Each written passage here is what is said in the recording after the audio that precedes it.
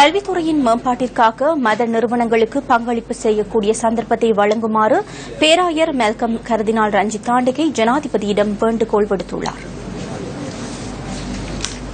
கொட்டாஞ்சேனை புனித பெனடிக்ட் கல்லூரியின் 150வது ஆண்டு விழா ஜனாதிபதி மைத்ரிபால சிறிசேன தலைமையில் இன்று இடம்பெற்றது. இலங்கையில் மிகவும் பழமை வாய்ந்த கத்தோலிக்க பாடசாலை இது என்பது குறிப்பிடத்தக்கது.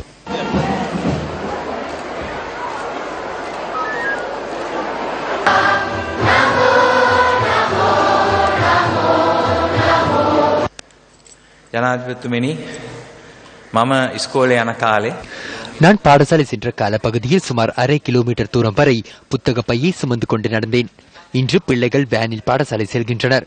பரீட்சைக்காக டியூஷன் போக வேண்டும் என்று எமக்கு யாரும் கூறவில்லை. 8D எடுக்க வேண்டும், 4A எடுக்க வேண்டும் என்று எமக்கு பெற்றோர் எமக்கு கூறவில்லை. ஜனாதிபதிக்கு ஒரு ரகசியத்தை கூறுகின்றேன்.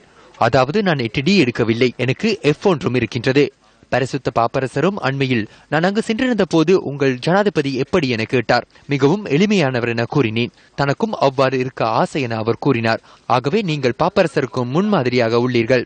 ආදර්ශයක් වෙලා මා හිතවත් ගරු ජෝන් අමරතුංග අමාත්‍යතුමනි රංගගරු පාර්ලිමේන්තු මන්ත්‍රීතුමනි විදුහල්පති පීතුමා ඇතුළු ඔබ සියලු දෙනාගේම අවසරයි. ජනාධිපතිවරයෙක් වශයෙන් මට ලැබෙන ஜனாதிபதி என்ற வகையில் எனக்கு கிடைக்கும் அழைப்பிதழ்களில் பாடசாலைகளில் இடம்பெறுகின்ற நிகழ்வுகளுக்கு முன்னுரிமை வழங்குகின்றேன். இந்த நாட்டில் உள்ள புண்ணியவான்கள் பாதி அளவு இருக்கும் பாடசாலைகளில் பிள்ளைகளின் குறைகளை கேட்டு அவர்கள் தமது எதிர்காலம் தொடர்பில் கொண்டுள்ள எதிர்பார்ப்புக்கு தேவையான ஒத்துழைப்புகளையும் மன உறுதியையும் வழங்குவதே இதனூடாக நான் காண்கின்றேன்.